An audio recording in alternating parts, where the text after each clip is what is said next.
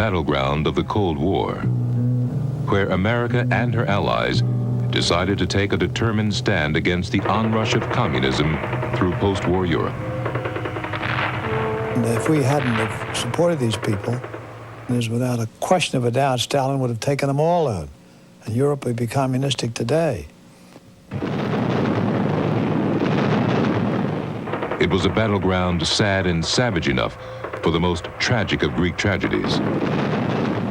A civil war where Greek turned against Greek, village fought village, and father killed son. To the Greeks, it was much more complicated and contorted than a struggle against the spread of communism. It was a war that had its roots in their country's troubled 20th century. Greece had long been a pawn in the games that the superpowers played on the map of Europe. Since the 19th century, Great Britain believed Greece was critical for protecting the routes through the eastern Mediterranean and the area around the Persian Gulf. Tsarist Russia, meanwhile, eyed Greece as a possible answer to her long search for warm water ports. Ironically, the superpowers united to establish modern Greece as a monarchy.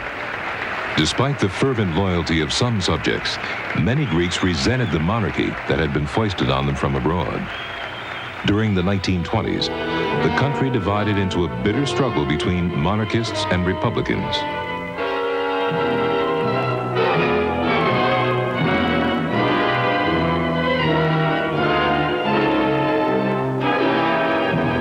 In 1924, a republic was declared, and the king was sent into exile. But it was not a happy time. The country was racked with poverty and overrun with refugees. The people wondered whether a return of the monarch would bring back prosperity. In 1935, they held a plebiscite. There was much intimidation, and the voting was fixed. It was claimed that 97% of the population voted for King George II to return.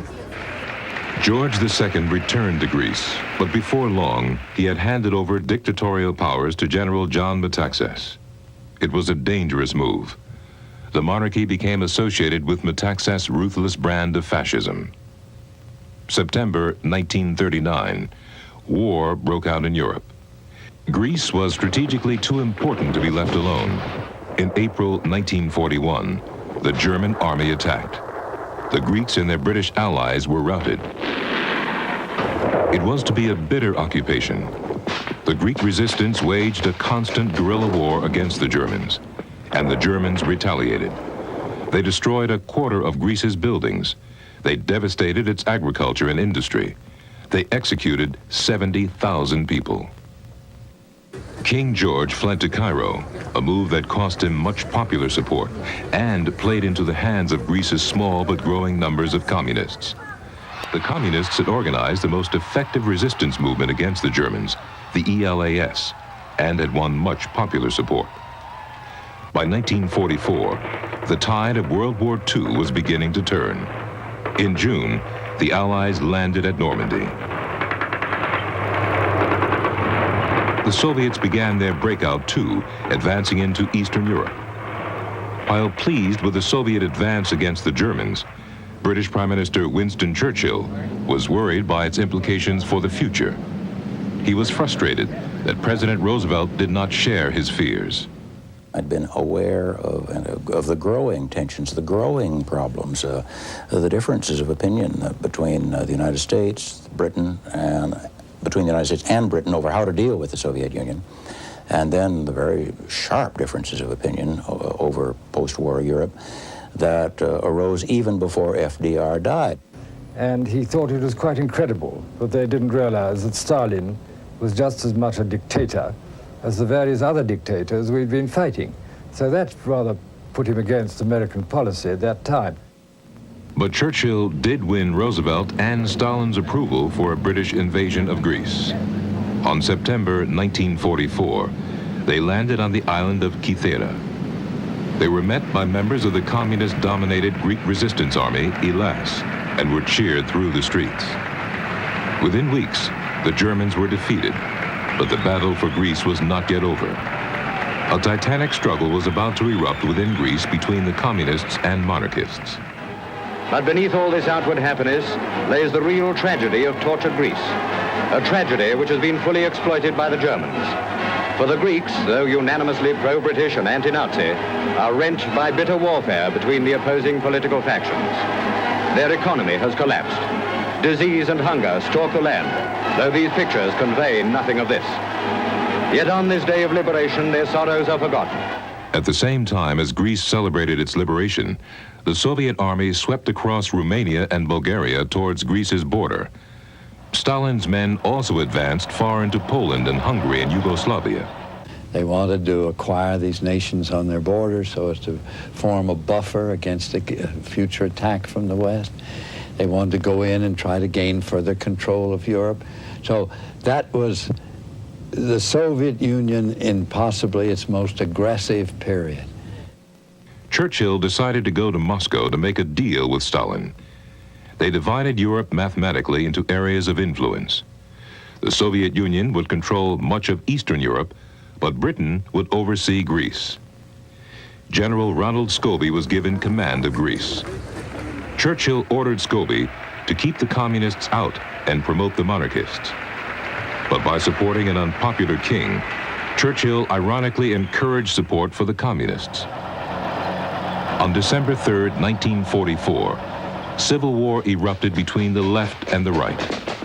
The situation became so serious that Churchill traveled to Athens on Christmas Day. He had been to Athens himself over the dead body of the State Department and the President of the United States, both of whom strongly disapproved, in Christmas of 1944, in order to make sure that the Elas rebels did not conquer Greece. Churchill's mission: to stop the war and prevent Greece from turning communist. The Eagle and the Bear will return in a moment.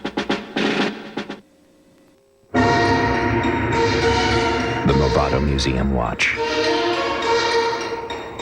The dial design chosen by the Museum of Modern Art for their permanent collection. The Black Sapphire Museum Watch. A futuristic interpretation of the classic. The Museum Watch. The Black Sapphire Museum Watch from Movado.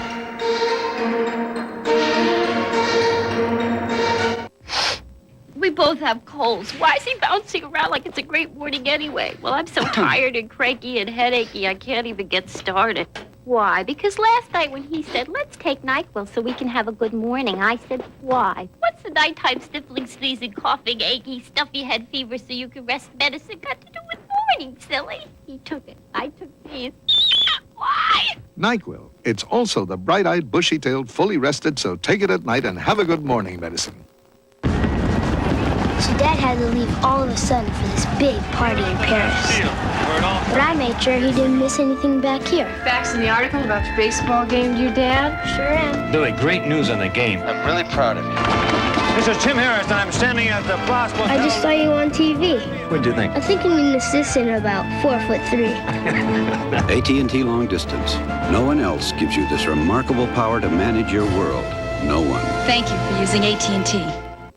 I'm Edwin Newman. Join me for a salute to City Innovations, the third annual City Videos competition, Sunday, December 10th on A&E. What's that? Oh, that's a dolphin, dear. A curious cleaning woman. The animals here are here for experimentation. Makes a mysterious new friend. They're trying to get it to talk. They share a special secret. What a good boy. That she must no longer keep. You're too emotionally involved. They're gonna kill you. American Playwrights Theater presents Gene Stapleton, Rue McClanahan, and David Doyle in Let Me Hear You Whisper, Thursday, January 4th. We now return to The Eagle and the Bear. As 1944 came to a close, the sound of gunfire echoed through the mountains around Athens. British Prime Minister Winston Churchill had arrived to try to defuse the situation. But he did not receive an affectionate welcome. On the day following his arrival, 3/4 of a ton of explosives was discovered underneath the hotel where the British-supported Greek government was staying. Churchill's staff and cabinet believed that his insistence on restoring the monarchy had alienated many moderates, driving them into the communist camp. To many Greeks, monarchy equaled dictatorship. On December 31st, Churchill finally agreed on a compromise. He would appoint Archbishop Damaskinos as regent of Greece. Damaskinos was widely respected by all sides, and the issue of a monarchy would now be postponed until a referendum could be held. The British followed up their political maneuvers with a major military offensive. A month later, the rebels agreed to disarm in return for free elections and pardons. 700 miles away, in the mountains of the Crimea, the wartime allies were meeting at Yalta. It was here that Stalin assured Churchill that he had no intention of interfering in Greece. At that time, around 1945, April, the city was full of people from the farms. They've been scared to stay in the farms, not to get killed from various groups. So I can't get even in my house. It was full of these people. It was in this atmosphere of political confusion and economic chaos that the monarchists took control. They campaigned to bring back the king and began a reign of repression. Anyone opposed to the monarchy was liable to be imprisoned or exiled or murdered. By July 1945, more than 20,000 Greeks had been arrested. The British and the Americans became increasingly concerned about the extremism of the right, but feared communism even more. In September 1946, the referendum Churchill had promised was held to decide on the future of the monarchy. Once again, the voting was tampered with. Yesterday a republic, today for the third time a monarchy. 5 years of exile ended, King George of the Hellenes attends his embassy. Once before, his royal approval sheltered the military dictatorship of General Metaxas. Today, destiny gives him a second chance. To survive in modern Europe, the royal prerogative must link with the people's belief in democracy. The future will show what lessons exile has taught King George of Greece. The repression did not stop. But then, anti-communist element in Greece started to massacre Greece leftists and Greece communists. And this provoked slowly uprising in Greece.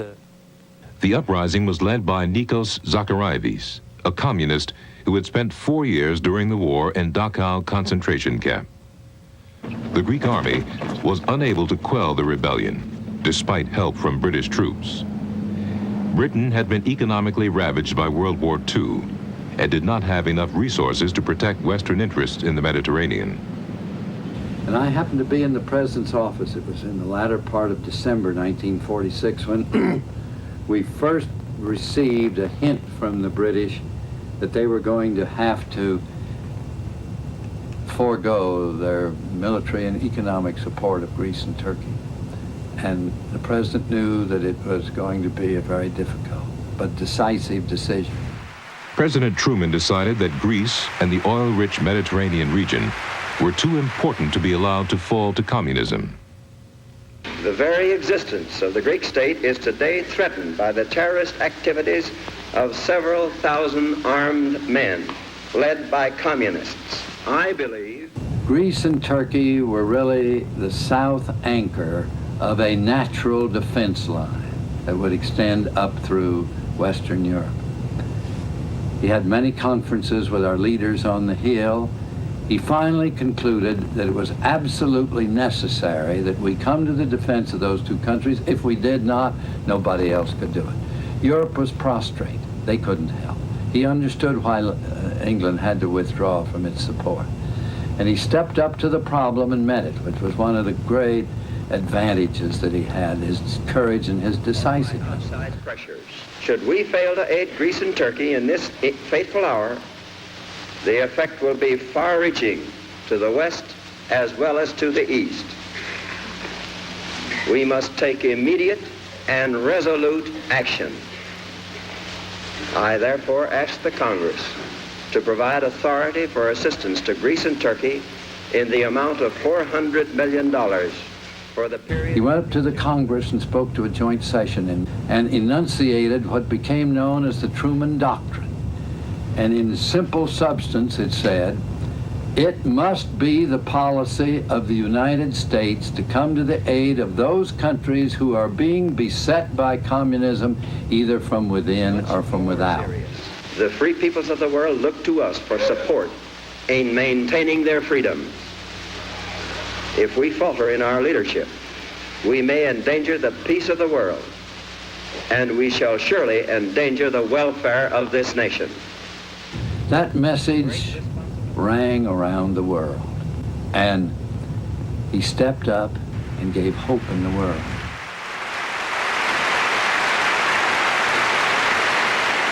But even as the president announced his Truman Doctrine, the situation in Greece was becoming increasingly unstable. The Eagle and the Bear will return in a moment. Coming up on A&E, travel on the heels of a spectacular winter climb up the most treacherous peaks of the Alps on Living Dangerously.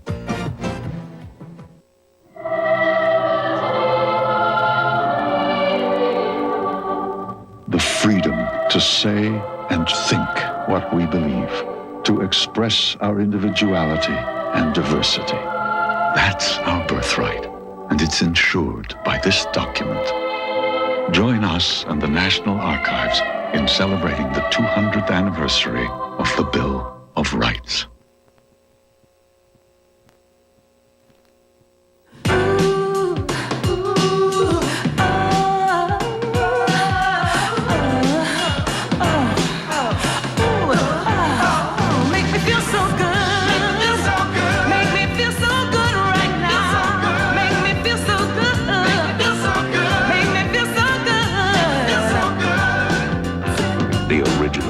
The shower massage by Teledyne Water Pick. The first true test of marriage can be suffering through a cold together. You took your cold medicine, and he took his. Here, keep the box. You're not sneezing. How come you're not sneezing? You make discoveries. You're not coughing. How come? And you see things you never saw before. What have you got over there anyway? NyQuil, the nighttime sniffling, sneezing, coughing, aching, stuffy head, fever, so you can rest medicine. So Dad had to leave all of a sudden for this big party in Paris. But I made sure he didn't miss anything back here. Facts in the article about your baseball game, your dad? Sure am. Billy, great news on the game. I'm really proud of you.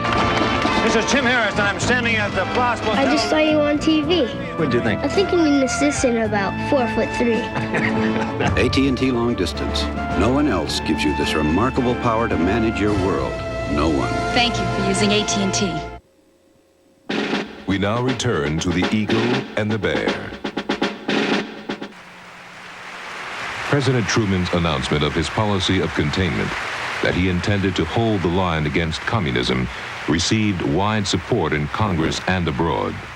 I think he believed, as our leaders in government, and the executive branch and the legislature did believe, we were doing our best to preserve freedom. Churchill, of course, was delighted by the Truman Doctrine because it in fact proved what he'd all along believed, which was that we must save the Eastern Mediterranean from being communized. By April 1947, the first shipments of American supplies were unloaded in Greece. And that May, the Greek-Turkish aid bill was passed by overwhelming majorities in Congress. The bill gave Greece $350 million in aid and established a team of American military advisors. At that point, I was very impressed to see in a matter of a couple of days, everything changed in my unit. I can describe you what we felt. America, we felt, was on our side.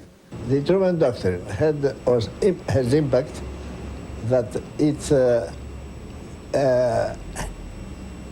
convinced the Greek people that his fight was possible and that it should take place. But despite the new help from the Americans, the war was going badly for the Greek army. The guerrillas' military campaign was now under the daring leadership of Marcos Vafiades. Marcos, a man of great strategic capabilities, but who was a tobacco worker, but during the occupation had given his proofs that he was a mind who could organize, who could conceive battles. The guerrillas were based along the borders of Albania, Bulgaria, and Yugoslavia. And it was these communist countries, especially Yugoslavia, that gave them aid. Secretary of United Nations, Trygve Lie, was in Yugoslavia. He asked me privately, why you help Greek partisans? He was here after the conflict with Soviet Union, and we may now spoke more openly. I said, revolutionary idealism. And of course, we like it to have all Balkans, leftist, communist, to be also stronger together with the Greece against Western imperialism. And those are the motives, really. The war was now being touted as a symbolic struggle between Western democracy and communism. Many felt that if communism could not be stopped in Greece, the rest of Europe might fall. The point was we had to recognize that the Soviets were on an expansionist binge, if you will. They were going to extend their sphere of influence as far as they possibly could, and at any point where they sensed a weakness on the part of the United States and Western Europe, they would press forward. And it would not only be in Western Europe, it would be in the Middle East. But despite the widespread perception, the Soviet Union did not have territorial ambitions in Greece. Stalin's ambitions were focused on Eastern Europe. He believed that Yugoslavia's meddling in Greece was needlessly arousing Western hostilities.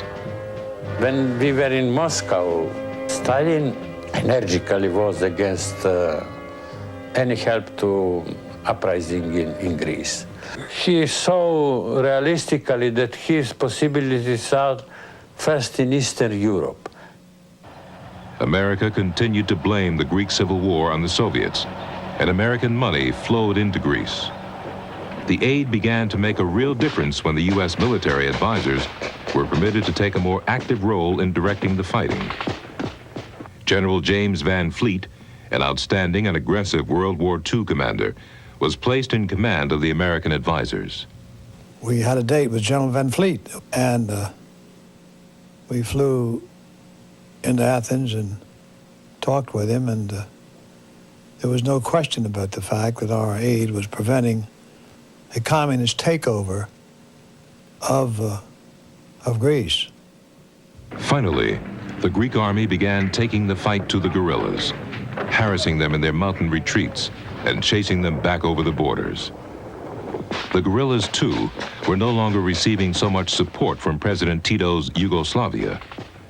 Tito had decided that he could not afford to be distracted by the war.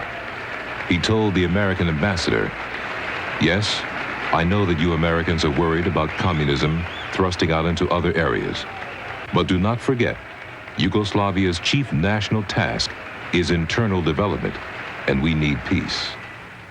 In May 1949, at the United Nations, Soviet representatives led by Andrei Gromyko, the deputy foreign minister, approached United States officials and offered to help bring an end to the war.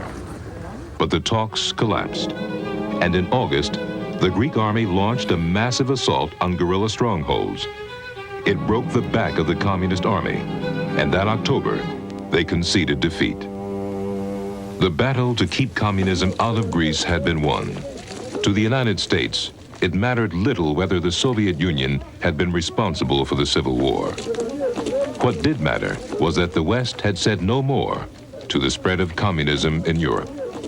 It was a victory for the eagle over the bear.